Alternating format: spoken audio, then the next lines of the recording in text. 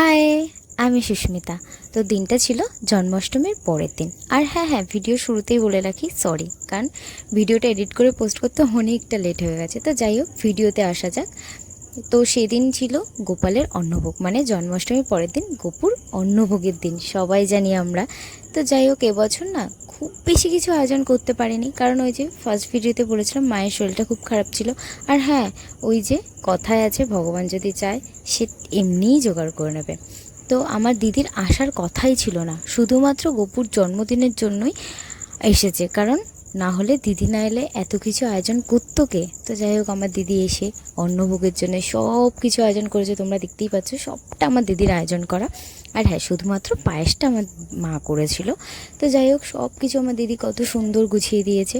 দেওয়ার পর আমি পুজো করতে বসে গেছি। তো বসার পর আমার দিদি ফার্স্ট খাইয়ে নিয়েছিল, কারণ আমি বলেছিলাম তুই সবটা নিজের হাতে করেছিস তো ফার্স্ট তুই খাওয়াবি। তারপরে আমি আমার সোনাই আর দিদি মিলে খাওয়ালাম। আর হ্যাঁ, তোমরা সবাই বলে থাকো না সোনাই আমার কে হয়। সোনাই আমার ছেলে, মানে আমার দিদির ছেলে, তার মানে আমারও ছেলে। তো যাই হোক, তোমাদের কাছে সবটা ক্লিয়ার হয়ে গেল। তো আমাদের এইভাবেই আমরা জন্মদিনটা সেলিব্রেট করে থাকি। তো তোমাদের সবার ভিডিওটা কেমন লাগলো সবাই জানিও।